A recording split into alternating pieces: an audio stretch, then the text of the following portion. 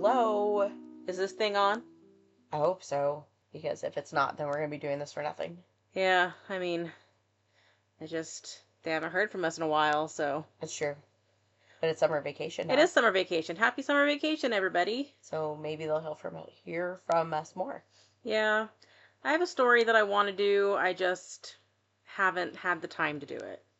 Well, the good news is it's summer vacation, so maybe we'll have more time to do things now.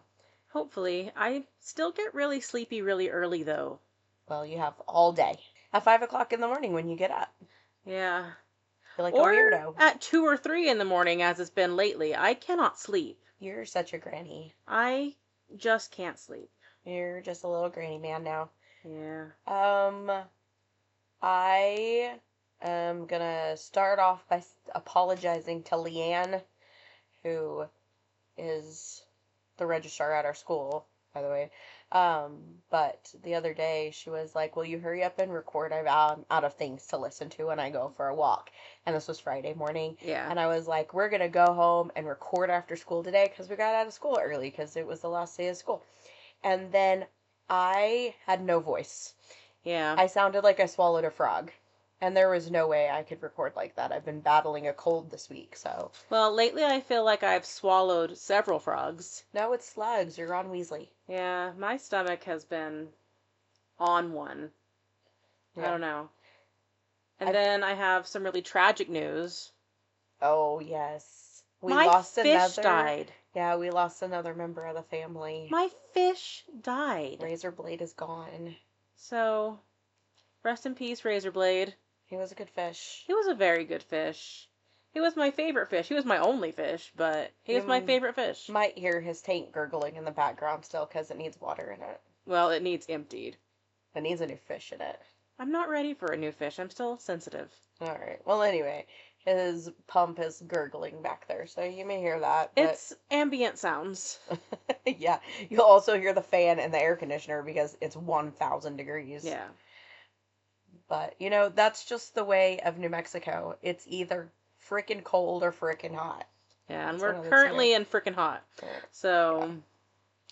I don't want to jinx it because it's almost June.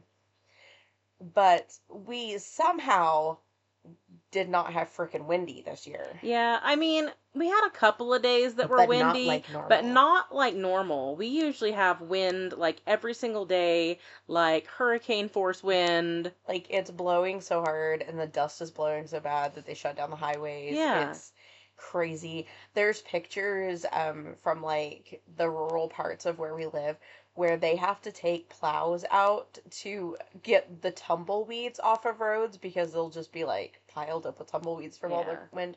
We didn't really have that this year. But yeah, we get brownouts and that's real bad. But not tumbleweed this year storms for some reason. but... And I hope that that doesn't mean that June's going to be terrible. Yeah, I'm hoping that we just skipped it this year. I'm sure it's global warming, but that isn't real, so I don't know why you said that. True. We only deal with facts and science here. Yes. And that's not real. I'm trying to keep my ponytail from flopping up against your posters, because it's like...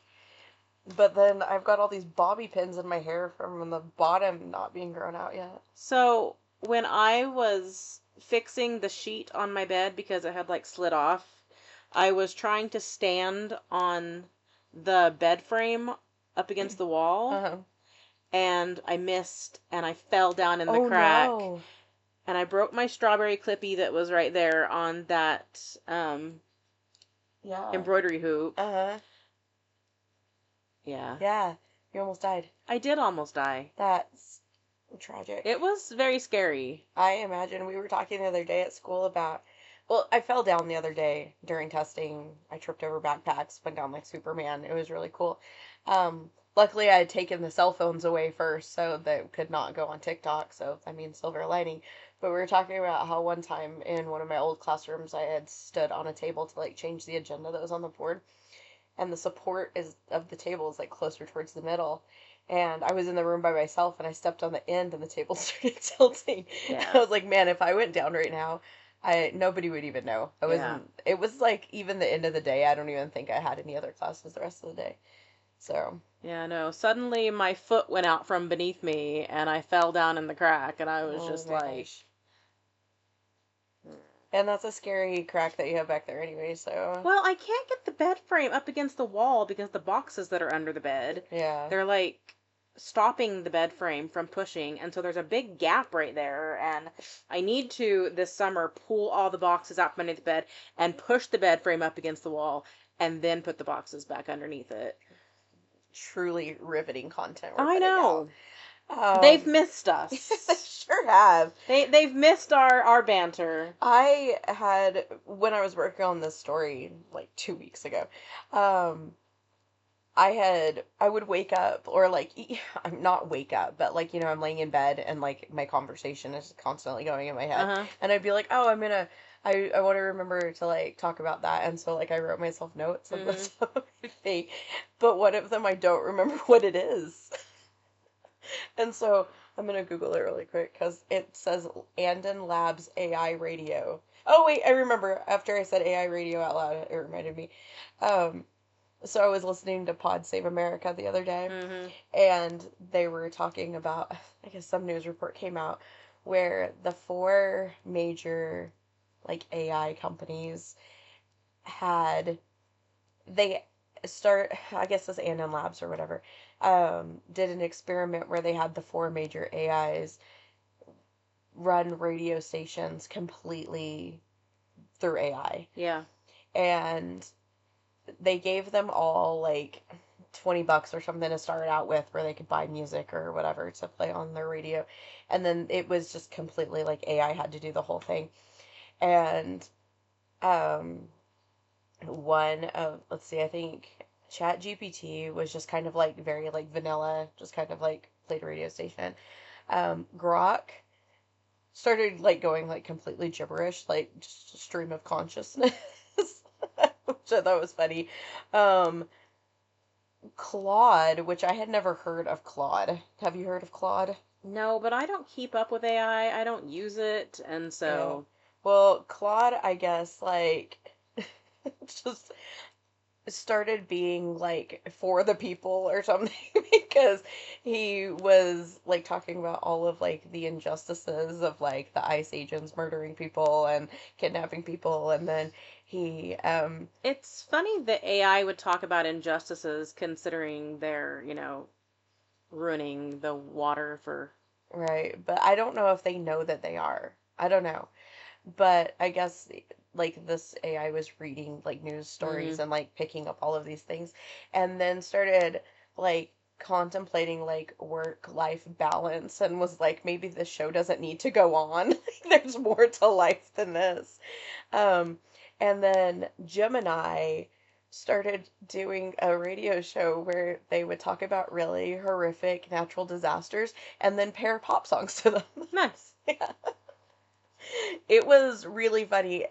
Pod Save America talked about it way funnier because they had all the facts in front of them, and I Yeah. just wrote myself a note to remember to talk about it. But it was really funny. I wasn't gonna take the time to listen to them, Right. but I thought that was pretty good. Um, let's see what else. Oh, we talked about lockdowns last Yeah. time we recorded and how we had the active shooter lockdowns that turned out to not actually be active No. shooters, but we didn't know at the time. But I didn't tell you about the ghost. Yeah. So I know, I think a few weeks ago, dear Lord, Many weeks ago. many weeks ago, I told you about that I thought I had a ghost in my classroom because I kept hearing like the ticking against the chalkboard or whatever. Yeah. And so it's always over in like that far corner of my room over by where my podium's at. And so that, I mean, obviously you guys can't see my classroom, you don't know what it looks like. But when we have lockdowns, we kind of get the kids in an area to like away from the doors, whatever. And so the area where the ghost is happens to be the area where like we were hiding. And after the lockdown was over, one of the girls that had been sitting over there was like, I swear somebody was tapping on my shoulder. And I was like, oh, well, that's where the ghost is. Mm. And she was like, are you kidding? And I was like, no, like, this is where I hear the ghost at. And she was like, I swear somebody was tapping on my shoulder. And I was like, it was probably one of the other girls. And they were like, no, like, we weren't sitting on that side of her. Like, that's not even where we were. Like, we couldn't have been tapping on her shoulder. And she was kind of in the corner by herself. And so I told her, well, you should have just told him to leave you alone. And she said, I did. I said, no more. I don't want any more. Please don't do that again. Yeah. And so I thought that was pretty funny because it was like almost confirmation that maybe there really Right. is a ghost in there. It makes me long for my car ghost. I know. I wonder if somebody's bought your old car and if they are also experiencing the car Yeah. ghost. It's really the only regret I have of getting a new car is that I got rid of my car ghost. I was low-key wishing that the ghost was attached to you and not attached to Right? the car. I was hoping so too. I wait for my Siri to say really weird shit, and And she just doesn't. she doesn't. And so I think the ghost was just attached to my other little blue car. Yeah. And so the only other thing I have written down is that, um, so like, I'm just not with it, I'm just who I am. And it was like probably like 3 years ago or something that I even learned what angel numbers were. Mm-hmm. And I don't even really understand them. I've got a book over there that'll tell you what they all mean. That's hilarious. Because you always have all that stuff. Like, you have the tarot cards Yeah. and you have all the things. I checked out that witch book from the library. I don't think that you've I've been touched reading. it. I have. I've Oh, read okay. like 3 or 4 chapters of it. They're really long chapters.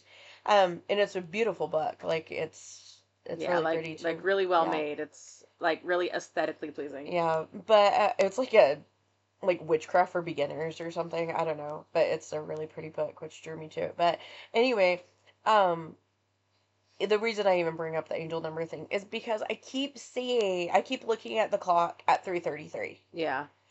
And it's so weird, and I'm like, why do I keep seeing this? And I don't really understand. Like, I tried to watch a TikTok about it, but like, I hate vague things. Like, I want a like a specific answer to what it means. Oh, there goes Farron flipping through the book. It's just too far away. I'm coming. Climb back up the mountain. Yes. No, but she's blind. Do you need me to read it? Sure, it's right there. Okay. Take stock of the gifts and blessings you already have. Trust yourself. It's a freaking fortune I was gonna cookie. say, it's like a Panda Express fortune cookie. It doesn't make any sense. And I wouldn't even think anything about it except that, like, I keep seeing it. Yeah. And so it's, I don't know, it's weird. So, and 3 is my favorite number. Yeah. And so I was like, that's also weird because 3's my favorite number, and I also keep looking at the clock at 3:33. But I don't know. If anybody knows, tell me. Give me some guidance. Well, do you want me to tell you a story? I guess. I mean, it's been a while. Yeah. Well, I'm gonna do the best I can because, like I said, I got the story ready like a week ago, and so we're gonna hope I remember what I'm talking about. So let's just dive on in, I guess. On June 15th, 1989, so you were just a wee babe. Just a tiny little baby. A woman was making a routine stop at a local junior food store, which is like a convenience store, in Port St. Joe, Florida. On her way out of the store, she noticed a Polaroid on the ground where a white van had been parked when she went in the store. And like any of us, she picked it up to see what it was and was Right. immediately horrified. The picture depicted what appeared to be a teenage girl and a younger boy bound with their arms behind their backs and duct tape over their mouths. Yep.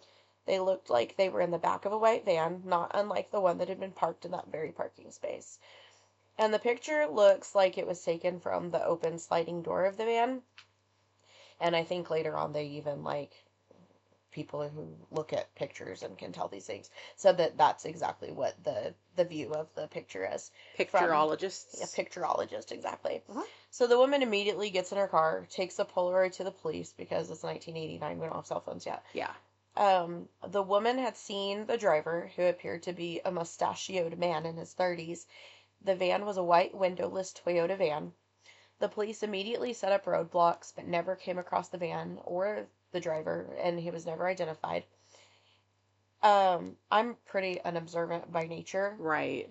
I always think that when I watch anything where you're supposed to like give a description, like Hmm. where like cops are asking people to give a description, I'm just like, I would never remember. Yeah.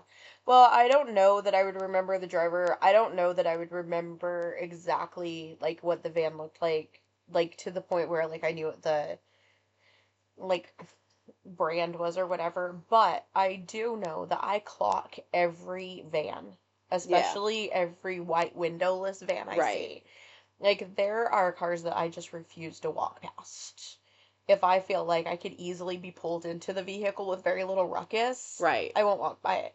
Like the other day, um, you know, the burrito place, how it only has like the four like designated parking places in front of Mm-hmm. it. And I was parked in one of those parking places and I was inside, and when I came back out, there was a white van parked next to me. And it was like a janitorial service, and the women who worked for it were inside getting Right. burritos. They had to come in after me. But it was parked so close to me, like I had to like squeeze in between to Mm-hmm. get to my door. But I was like, there could easily be a bad guy who just like pulls me in there and like nobody would ever see it happen. Yeah. And so I regularly will like go around cars like that. Mm-hmm. So I think I would probably have clocked the van, but maybe not have noticed any other thing about it. Yeah. So, the photo aired on the 1989 hard-hitting news program, A Current Affair, Yes. hosted by none other than Maury Povich Mm-hmm. in July 1989. Fun facts. I always forget that he's married to Connie Chung. Yeah. But not only that, he lives in the Dakota in New York City, Okay. which is where John John Lennon Lennon lived, was and he was killed. shot out in front of. Um, but I was watching I don't know if I was watching a documentary or I don't know what I was watching, but it was talking about the Dakota and that they have like the strictest application process in like the world or Yeah. something. And so it's funny to me that Maury lives in this building that has Mm-hmm. like such a strict application board. But anyway, so the photo aired on A Current Affair in July 1989, and 1,400 miles away in Belen, New Mexico, a man named John Dole received a phone call from a friend saying, "So I was just watching A Current Affair, and they showed this Polaroid that was found in Florida, and the girl in the picture looks a whole lot like your missing stepdaughter, Tara." Yeah. That's unfortunate. Yep. So, two quick side notes. I'm derailing real fast here. The first is that was featured on Unsolved Mysteries, and Robert Stack seems to be the only person covering this case who can actually pronounce Belen. Mm-hmm. I listened to Stuff You Should Know and the episode that Morbid did on this case, and both of them pronounced it Belen. Yeah. And I was like, it's Belen. I don't know if it's just a New Mexico thing. Probably. And then the other thing is that southern New Mexico and northern New Mexico have very different accents. Yes. Southeastern New Mexico specifically tends to lean more towards West Texas. I fancy myself not having an accent at all, Yeah. but other people probably think that isn't true. Well, and like I don't even know if it's so much an accent, but just like, which I guess is an accent, but it's just like how we pronounce Mm, words. yeah. And I don't know. I don't know. I don't feel, of course, I don't feel like I pronounce them funny. I pronounce them normal. Perfect. Okay, This exactly. is the correct way to pronounce these The words. way that words are supposed to be pronounced. That's how I pronounce them. Um, we were joking the other day about the girls that we went to school with that had like Mm-hmm. really thick West Texas accents, and it was like, girl, we went to kindergarten together. Like, we've lived in the same town our entire lives. You are not from Lubbock. Um, but northern New Mexico leans more towards like a Colorado accent. Mm-hmm. And the whole reason I even bring any of this up is because I've always pronounced this name Tara, like Sarah. Yeah. but I watched her family talk about her on Unsolved Mysteries, and they pronounce her name Tara. Yeah. And I'm going to try really hard to pronounce it correctly, but I might slip up. Okay, so back to the story. John Dole just received this call from his buddy about the picture that looks like his missing stepdaughter, and her name is Tara Calico. Okay. Do you know the story? Mm-hmm. Okay. Tara. I don't know it well, but I do remember seeing the picture and stuff like that. Oh, yeah. Yeah, the picture's pretty well known, I think, if you, like, are into true crime stuff. And, like, her name is familiar. Yeah. But I don't know, like, all the details of the case. And I don't know why. I think the first time that I ever heard this story was, like, back when I used to listen to Morbid, and they told the story, and I hadn't ever heard about it, but for whatever reason, and I never went and looked at the picture, like, when I listened to the story, and I always pictured, like, her to be a black girl for some reason. I don't know why, like, and then whenever I finally started, like, listening to the story and, like, researching the story, I was like, oh, this is very different than what my brain, like, associated. I don't know why. So I have a little bit of a mix-up here because I think Wikipedia showed her birthday being February 29th, 1969. Yeah. And so I was like, well, that's crazy. That's leap day. And we just talked about Eileen Wuornos, and she was also born on leap day. But I think everything else I watched showed that she was born February 28th. Yeah. So. Was 69 even a leap year? I don't know. That's really, I don't know. I didn't even look. No, I guess not, because isn't it in, it's in fours, isn't it? Yeah. So it would have to be a multiple of 4. Yeah. Yeah, so I guess that wouldn't be right. So 69 probably wasn't even a leap year. Yeah, it was probably just a typo. Because it didn't specifically say leap day, it just said February 29th, and I was like, whoa, that's leap day. Yeah. Were you born in a leap year? I think so. Farron's birthday is February 27th. Yeah. So, I don't know. Anyway, 1988, Tara was 19 and a sophomore at UNM at the Valencia campus in Los Lunas, and she lived at home with her mom, Patty, and stepfather, John. She was working on a degree in psychology and worked as a bank teller when she wasn't taking classes. She had a boyfriend. She was pretty athletic, which we'll see here in a second. We'll talk about it a little bit more. She had a stepbrother named Chris and a stepsister named Michelle. Just a quick side note, 86 was not a leap year. Not a leap year? No. Okay. So you couldn't have been born on leap day? 80, 84, and 88 were leap years. Oh, we literally just talked about it being factors of 4. Or multiples of 4, and I said that anyway. Okay, so Tuesday, September 20th, 1988, at 9:30 a.m., Tara left to go on a bike ride that she was said to go on most mornings that her mother often accompanied her on. And this was not a leisurely bike ride around the block like you and I would do and then act like we just biked the Tour de France. I mean, people don't really give biking the credit it deserves for being really hard. Yeah, well, I mean, because you always hear, like, it's like riding a bike. Yeah, but, like, especially if you haven't ridden a bike since you were a little kid, hard. You use muscles that you haven't used since you were a little kid, and it's so hard. And I'm so short that biking is not comfortable unless I have a bike that's the correct size. Right. Which I learned when I bought my exercise bike. Because even on its lowest setting, like its lowest seat setting, I can't reach the pedals right, and it's so uncomfortable. And also, bicycle seats are the most uncomfortable thing in the world. Remember that time we bought, like, all of those different bicycle seats, hoping that we could and they still weren't comfortable. Even though they were, like, wide and, like, gel-packed. Or the one that was, like, the tractor seat that didn't have, like, the middle part. Yeah. And then that was just hard to sit on. But it was like balance. Riding a bike is really hard. Yeah, it sure is. Well, this girl would bike like 40 miles every day. And I hope none of these were winners. None of them were winners too. I just found a bunch of lottery tickets in my book that talks about angel numbers. Well, I guess we'll have to see if they're still good. Yeah.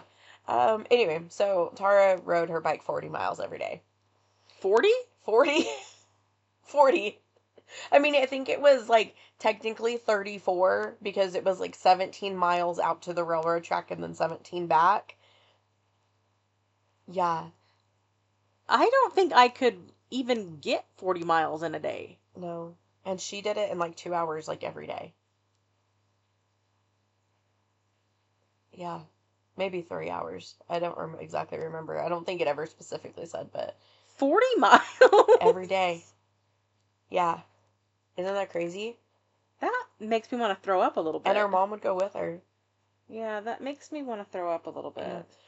Yeah. And she was just on like a huffy. Right? like like one of those, it wasn't like Lance Armstrong Yeah. with his padded butt cheek shorts or anything. Like she Yeah. was just in like her regular clothes going. So on this particular morning, Tara was riding her mother's neon pink Huffy because her own bike had a flat. She was wearing a white t-shirt with the logo of the bank she worked at, which was the First National Bank of Belen, white shorts with green stripes, white socks, tennis shoes, a ring with a butterfly with a small diamond, a ring with an amethyst stone, and half-inch hoops in her ears Yeah. for a 40-mile bike ride. She was carrying a yellow Walkman. I'm still stuck on the 40 miles. Isn't that wild? Like, we would go like a mile and we'd be like, okay, we're done. Okay. Okay. Yeah, I know. I'm not going to get over this. Yeah. You know what? I think you should start biking 40 miles a day. I would be impressed if I could. I would be impressed if I could bike a mile a day. Remember that time we bought bikes and we were like, this is fine because we can ride bikes. And then we couldn't even get to the end of the street. Yeah. That's what I'm saying. Like, people don't give riding a bike enough credit for being really difficult. Yeah. Well, Tara knew. Or maybe she didn't know. I don't know. Tara sounds like she thinks riding a bike is super easy. Yeah. She sounds like she thinks it's like riding a bike. To be fair, it was 1988 and we didn't have a whole lot of other things to do in 1988. It's true. So, okay. So she was carrying a yellow Walkman with a Boston cassette playing. And mine wasn't a Walkman, even though I had many Walkmans, but I had that little yellow cassette player that had a little strap on it. Yep. And probably took like 36 C batteries. Oh, I'm sure. I also think it's crazy that her family knew she was listening to a Boston cassette, because I feel like if I left the house, like, you'd have no idea what was in my tape player. No. Or my CD player, because like, But maybe she was like on a Boston kick. maybe. And so her parents knew that she was probably definitely listening to Boston. Perhaps. I mean, I feel like these days you'd be like, oh, was her Apple Play playing Taylor Swift? Because that probably was her. And then the cops would be like, oh, no, it was Death Cab for Cutie. And then everybody would not realize it was me. Yeah. So, anyway, as Tara was walking out the door, she jokingly told her mom, if I'm not home by noon, come looking for me.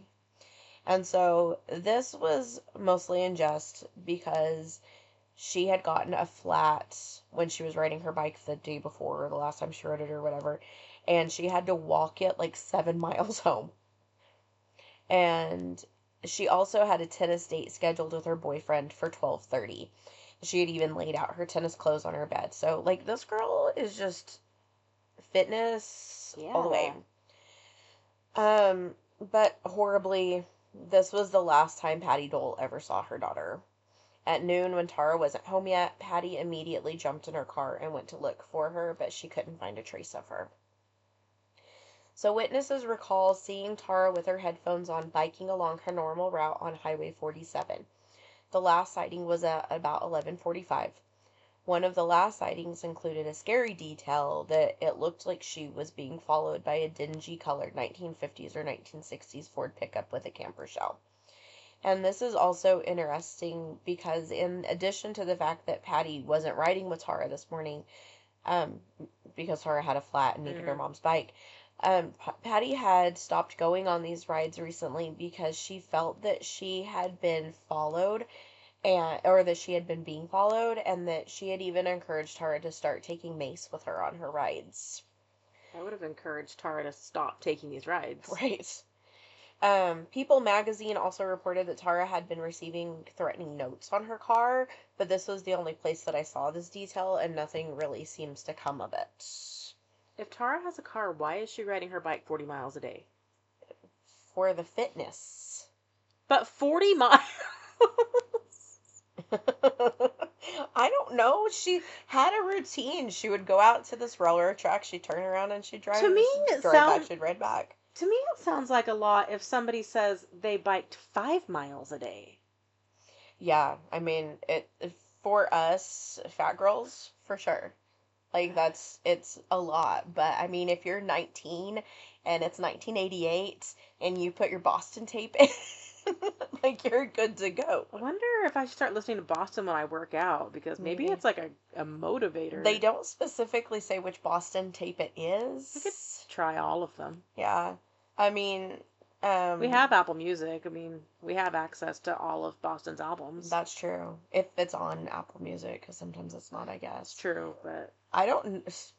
I'm gonna derail again. I don't know if Garth Brooks is on Apple Music, but I keep seeing a lot of posts about people being mad that he's not on Spotify. yeah. And there was this one lady that said that she was like making a post like directed at Garth Brooks, and she was like, my like Thunder Rolls is playing in the store that we're in right now, and my daughter has never heard the song before, and like part of that's on me, but part of it's on you because you won't work things out with Spotify. Why don't they just go on YouTube? I don't know. Or get Sirius XM. Well, if you got Sirius XM, you'd have to like wait for Thunder Rolls to come on. Maybe they could get a cassette player. Yeah. And then they could listen to it whenever they want to. Mhm. I have a cassette player. I know. I could probably find Garth Brooks on eBay. Probably. You never know. Anyway, so yeah, so maybe we just need to get some Boston or something. I don't know. You know what's weird? I mentioned Death Cab for Cutie a second ago. Mhm. I used to, when we had that Gazelle thing, Yeah. I'd get on there and just listen to Death Cab for Cutie for like an hour, Yeah. just doing that Gazelle thing. And you would think that Death Cab for Cutie was not particularly like motivating workout music, but I always did, and I don't know. I can remember when we had a really old exercise bike here, like Yes. I would listen to Reliant K and ride the exercise bike for a really long time. Well, maybe a little more motivating than Death Cab for Cutie. Yeah. I'm just saying, I remember that I was mostly listening to Reliant K when I would bike. Also, Ben Gibbard is apparently like a marathon runner. Speaking of fitness and Death Cab for Cutie. I don't know. I don't know. He's a silver fox these days. Yeah. I saw the video for their new song. So, anyway. There we go. Alright, so because police had now had a general idea of where Tara was, and they knew the route that she had taken, or that she was known to take, they started canvassing this stretch of highway, specifically this like 5 miles out from where her house was. Yeah, that makes sense. At the time of the assumed abduction, Valencia County Sheriff was Lawrence Romero. He said that that about 4 miles from Tara's house, so in the same general area where witnesses last saw her, and maybe this truck was following her, they found some bicycle tire tracks that looked like maybe the bike had been dragged off the side of the road and then back. Mm-hmm. And because I've not really seen any other details about this, my mind is picturing all of this in the dirt, not like skids on the blacktop. But I honestly don't know. I did see a video where somebody had maybe like had a camcorder or something when the searchers went out to look, and it is kind of like blacktop straight into dirt, like it's all desert out there. There is some speculation that the bike maybe was hit by the truck or some other vehicle, but there is no evidence of this at the area, and no pieces of the bike were ever found. Police or searchers, I don't know who, found a Boston cassette tape near this area and a piece of a Walkman. None of these things was ever proved to be Tara's, even though some people, including her mother and sister, speculate that this was Tara trying to leave a trail of breadcrumbs, like she was breaking these things up and like throwing them out. Well, also, that just seems like a major coincidence if it wasn't hers. Right, yeah. I agree. I mean, because I don't know if it was like the yellow part of her Walkman. It was like the clear front of like where you push the cassette Mm-hmm. in. Like the little door. Uh-huh. I watched an investigation discovery video on YouTube about this, and Lieutenant Joseph Rowland, who is the current investigator on the case, kept saying, all of this was found within 3 miles or 5 miles or however many miles of Rio communities. And I was just like, why does he keep saying Rio communities? Because I thought, like, is he talking about places around the river? Like, I don't know what he's Mm-hmm. talking about. So I Googled it, of course, and apparently the area on the east side of Highway 47 where Tara lived is now a recently incorporated city called Rio Communities. So if you're ever listening to this story and you also hear Rio Communities, it's the name of the city that was incorporated in 2013. Why wouldn't they just call it Rio? Bro, my next sentence says also quick side eye to New Mexico, but that's the dumbest name for a town I've ever heard. Like, why would you put the word communities in the name of your town? It sounds like the name of like a senior living facility Or like a gated community. Not, it doesn't sound like the name of a city. No. Because it's communities plural. Yeah. Yeah, I don't know. Well, they didn't ask me to name it. Right. They should have, it's like truth or consequences. Yeah. Oh my gosh. I saw a TikTok the other day where this lady was trying to say Tucumcari. Oh, nice.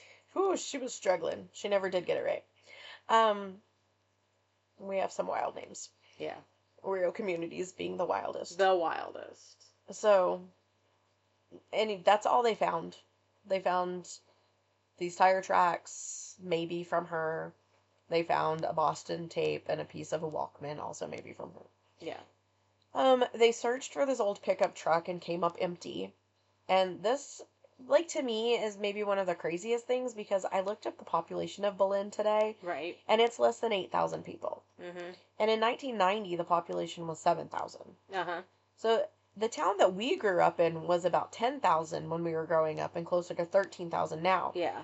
This old 1950s dingy gray truck with a camper shell should have stuck out to people in town. Mm-hmm. Like, somebody should have known whose truck that was. Right. And that they still never found it or knew anything about it. Yeah. So an article on Medium by Cold Case Project states, a witness described the driver as a 35 to 45-year-old white male with reddish-brown hair with height around 5'9" to 6 foot. Which also, like, how do you know how tall he is if he was driving a truck? Exactly. And weighed 190 to 210 pounds. Like, Again, how do you know that? How would you know that? That's the thing, though. Like, even if I saw the guy standing up, I still wouldn't know how tall he was or what he weighed. No, and considering I'm like 5 foot, everybody's 6 feet. Yeah. Everybody's taller than me. That person over there, they're 7 feet tall. Like, I don't know. The car was a white or off-white mid-50s to early 60s Ford pickup with a camper shell, chrome wheels, oversized tires, and a Ford emblem with crushed red glass letters. It bore New Mexico plates that began with WBY or WBZ and ended with the number 6. The sketch generated over 100 phone tips and 4 interviews, but no one was arrested. And I thought it was also a shame that they didn't see, because back then, New Mexico license plates also had the county listed on the license plate, but that didn't seem to be something that they saw. But still, like, that was very specific information for nobody to know whose car that was. And I get that, like, in 1988, there wasn't, like, this database where they could, like, search for this truck with these license plate letters or whatever, but still, it just seems very specific for nothing to have come of it. Right. So now we're going to fast forward to the summer of 1989 and the discovery of the Polaroid in Florida. And as I said earlier, it was featured on A Current Affair, and John Dole goes to the Valencia County Sheriff's Office with this information. So after seeing the picture, Patty was certain that Tara was the girl in the picture.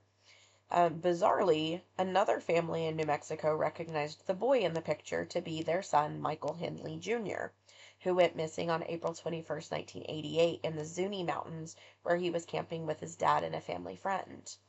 Michael was 9 when he went missing, and so the ages for both people in the picture matched Tara and Michael. In an episode of Unsolved Mysteries, Michael's mother said that she was sure it was him, and in a weird way was relieved because it meant that he was still alive. Unfortunately, or fortunately, I guess, whichever lens you view this from, the boy in the picture turned out to not be Michael Henley.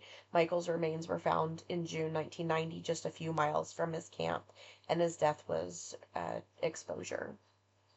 So he had just gotten lost on this Yeah. camping trip. As far as the picture goes, in connection to Tara, there were two details in the picture that really solidified to Patty that this was Tara. The first was that when Tara was little, she'd gotten into a car accident and had a scar on her leg, and in the picture there's a discoloration on the girl's leg that appears to be Tara's scar. The other thing is that there's a book next to the girl. The book is My Sweet Audrina by V.C. Andrews, and this was known to be Tara's favorite book. Okay. Which I was like, I don't know why her abductors would have gotten her favorite book, and she didn't have it when she was abducted, but Exactly. I mean, I guess that doesn't really mean anything. No. But yeah, so. It's just an odd detail. Yeah. And the book, I guess, also had a phone number on it, like written on the spine or something, but you can't really make it out, and so I guess said it could have been like 6,000 different numbers or something. Right. And the Polaroid really caused a media stir because, first of all, just the idea that they had this picture of two children who appear to be captive inside of a van is wild enough. Right. But then when it was linked back to these two missing kids from New Mexico, it became national news. And as I already mentioned a little while ago, Unsolved Mysteries featured the picture. It was also featured on the Oprah Winfrey Show and America's Most Wanted. I looked for those and the episode of A Current Affair online, but the Unsolved Mysteries was the only one I could find. Yeah. Polaroid looked at the picture, like the company Polaroid, Yeah. looked at the picture and said that the type of film that was used had only just been introduced in May 1989, which means that the picture had to have been taken recently. Scotland Yard analyzed the picture. I know. They analyzed the picture and said that they were certain the girl in the picture was Tara. Yeah. However, Los Alamos National Laboratory analyzed the picture and said that they were certain it was not Tara. Okay. The FBI also analyzed the picture and said,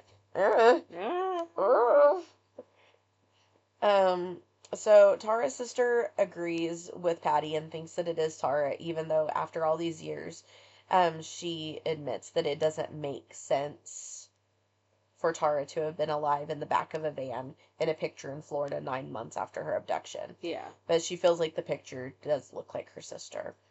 So people also question the authenticity of the picture because some say, well, their arms look kind of relaxed and their shoulders aren't pulled back like maybe they would be if they were bound. And you can't see the binding, so theoretically, I guess you could say that they just have their hands behind their back. Right. But maybe they just weren't bound tightly. And others say that the skin around their mouths doesn't look red and irritated like it would be if they had tape on their mouths for long periods of time. But you could also argue that the captors didn't keep tape on them the whole time. Stuff You Should Know brought up a criticism they saw of the picture that the girl's legs look shaven, and that would be weird for a captive person. Right. And both children look tan. But, and like I said a minute ago, why would they give her her favorite book? But I think that if you look at their faces, the girl looks exhausted, and the boy looks sad and scared. Yeah. So, the other thing, too, is that we know for a fact that this isn't Michael Henley, and so who is the boy? Right. And if we use Occam's razor and say this probably isn't Tara, then who is the girl? Yeah. And no one has ever come forward to confess that the picture was a hoax. No one's ever come forward and said that these are their missing children. And so the picture all by itself is a mystery. And I don't know if somebody didn't come forward and say it was a hoax because they were like, they didn't want to get in trouble. Well, I was going to say, like, who would really admit that?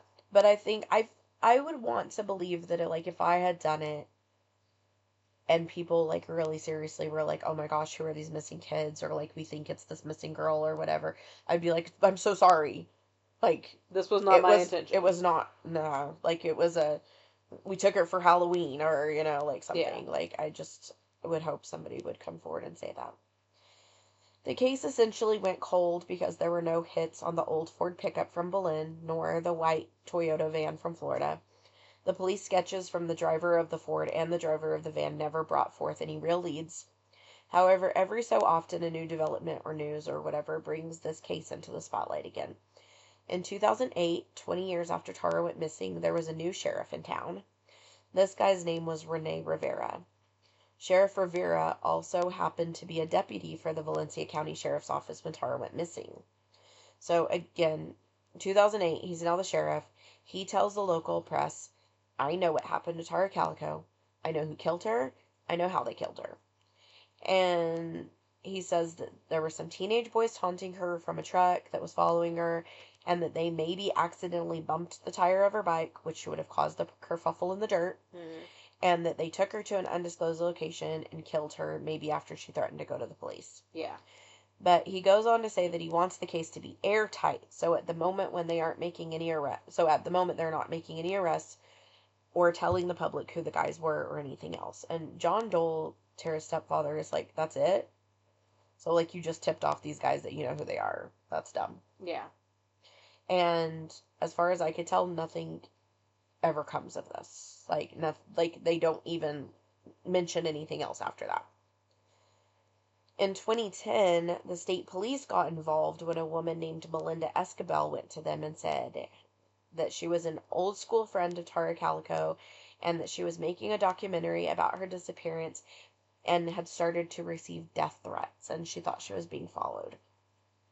So state police officer Arthur Ortiz was assigned to Melinda Escabel's case, but he was quickly shut down and told that Tara Calico's disappearance isn't under the state police's jurisdiction, and basically that he needs to buzz off. Okay.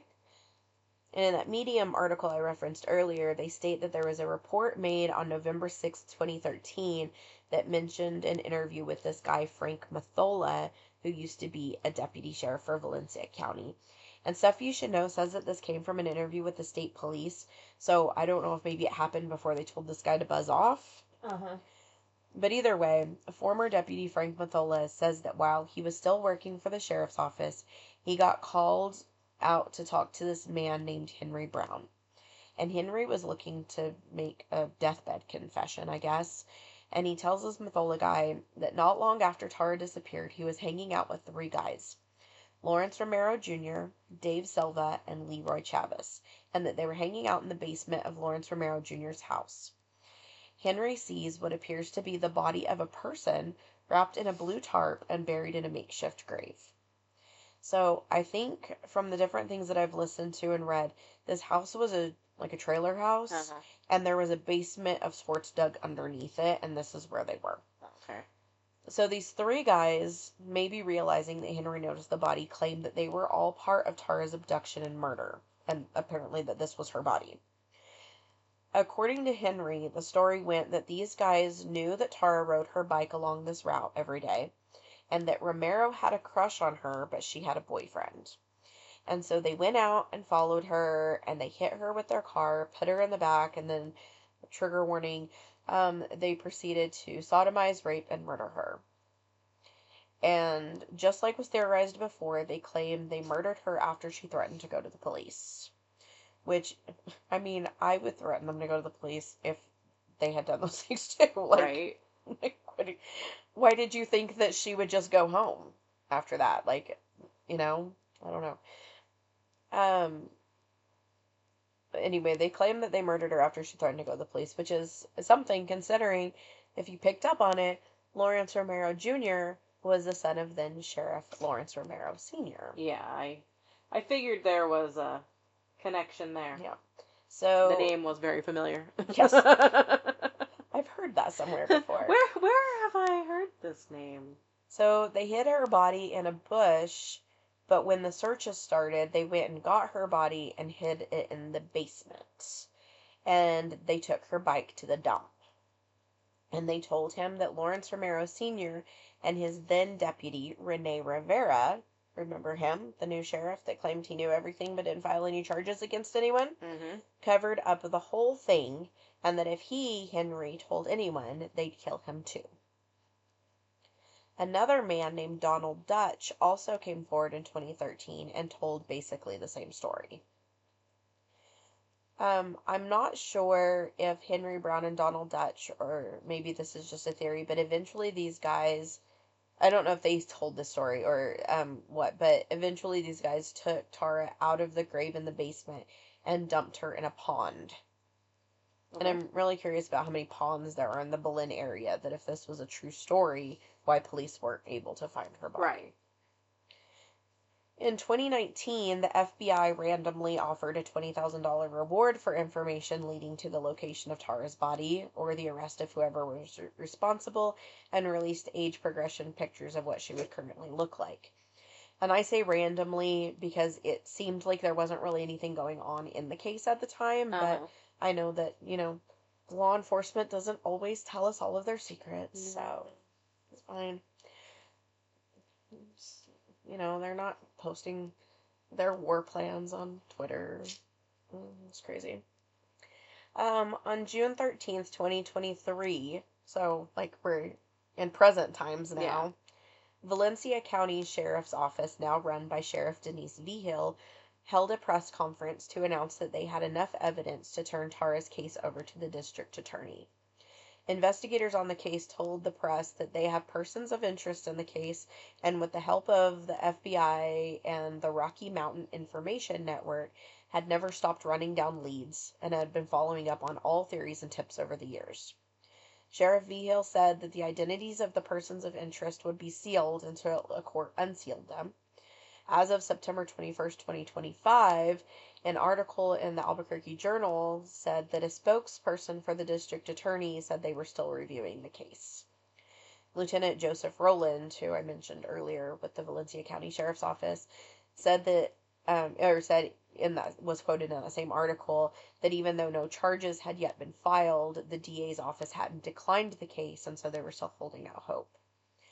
As for the charges, the statute of limitations has run out on, all of the charges that would be filed, except for first-degree murder and, quote, certain sex offenses.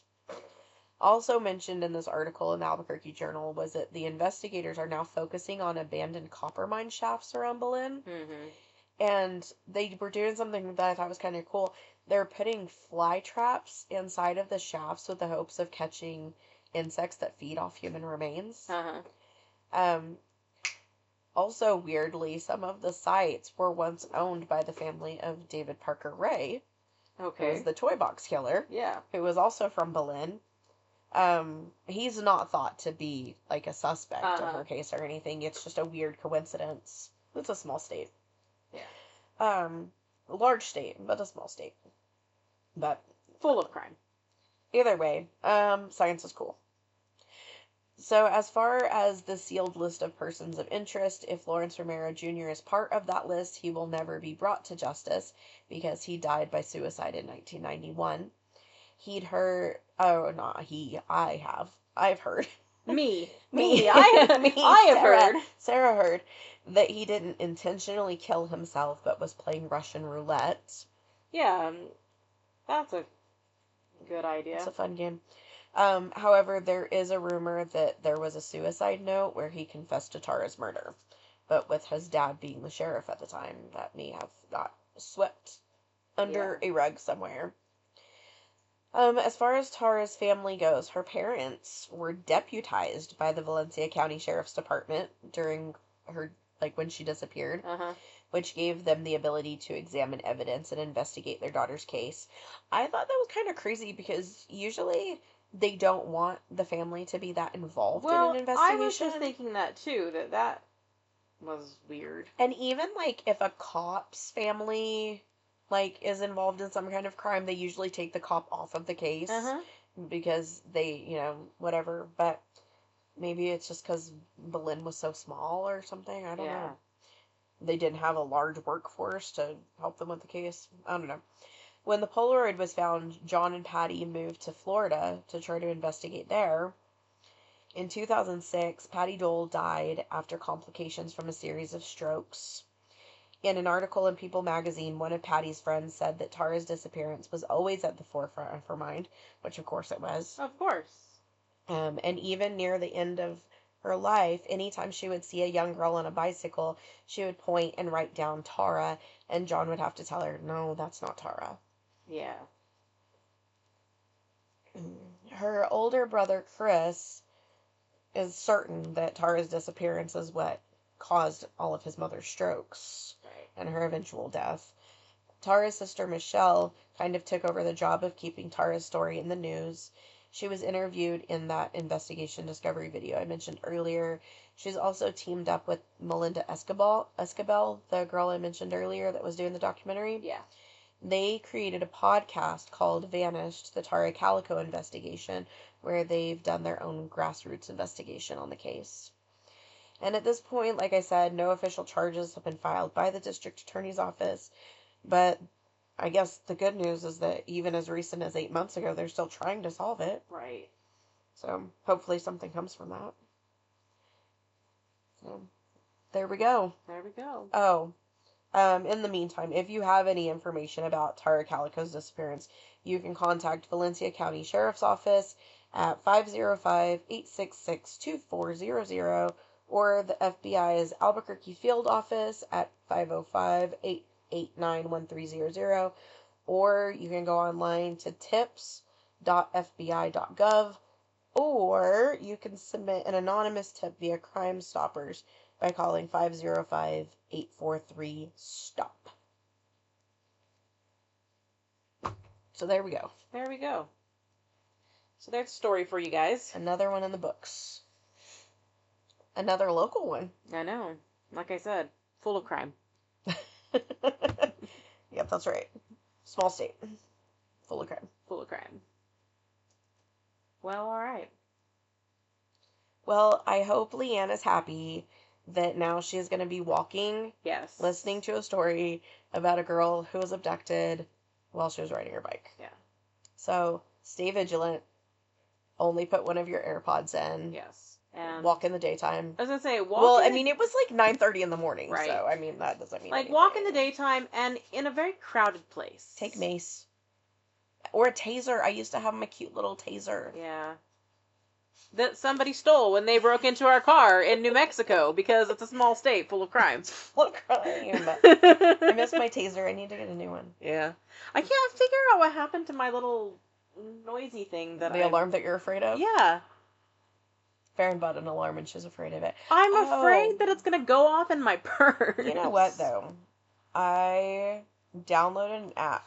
I mean, it's been a while. It's called Noonlight. Yeah, I downloaded that when I first started going on Tinder dates. I was always afraid of it, though, because I thought, like, because you hold it down and then you let go of it if you're, like, in danger. Yeah. And so, I don't know. I think I would forget to do it. But also, I think Life 360 has something similar that you Yeah. can do. But I know that I accidentally almost call 911 all the time on my Apple Watch. well, stay safe and stay vigilant, and I would say stay observant, but, like, that's advice that I can only give you and not take myself, so Do as I say, not as I do. that's right. Alright, you got anything else? We're going on vacation, so you may not hear from us for a while. And I was actually going to say, I'm already working on my next story, so that we'll have a story whenever to post whenever we're on vacation. There you go. I'm trying to be a, oh no, not a wordsmith, Clearly. not dedicated, a responsible podcast host. Yes. Now that school is out. Yes.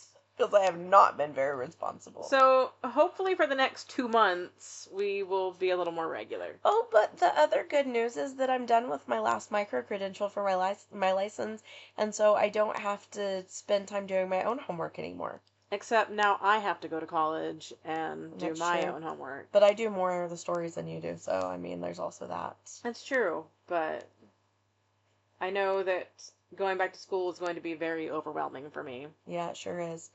She's gonna be like, here, do this homework for I me. am going to be like that. And I'm gonna be like, ask ChatGPT. Well, Sorry. I was also thinking about that. I was like, I'm going to have to be like all those kids that chat GPT everything. College, if you're listening, Farron is not cheating. I us on am this. not a cheater, pumpkin eater. She is gonna write all of her papers all by herself, I promise. All my boring art history papers. That's what you get for being an artist. I don't think you need to know anything about art history to be an artist. Apparently you do. I have gotten by for 40 years not knowing a damn thing about art. Well, Now you're going to know things about art. Now I'm gonna know damn things about art. All the damn things. All right. There was like a lot of art history classes on that curriculum. Like 3 or something. That's a lot. Like, I think you've probably already taken one of them. I took remember you were an taking art history class. one where we were trying to submit the assignment at a hotel in San Antonio back in the days when like you didn't just have free Wi-Fi everywhere Yeah. you went, and we were trying to like find a place that had Wi-Fi where we could submit your assignment. Yeah. So I've taken one art history class, so hopefully it's one of those and I don't have to take that one. Hopefully. But I'm really only in it for the hands-on classes and, to make more money. And you're in it to win it. Yeah. Anyway, so you can find us on... Oh, shoot. Forgot about that guy. Social media. Most of them at Twisted and Mysterious. I think Twitter's the only one that's weird because Twitter's weird. And you can email us at twistedandmysteriousPodcast@gmail.com. Which we highly encourage you to do. Sure do. And somebody tell me what 333 means. Like in real words. Yeah. Not vague fortune cookie Not words. Panda Express fortune cookie. Yeah. I guess that's everything. I think so. All right. All right. So, as always, remember that people are gross and don't get murdered. All right, bye. Bye.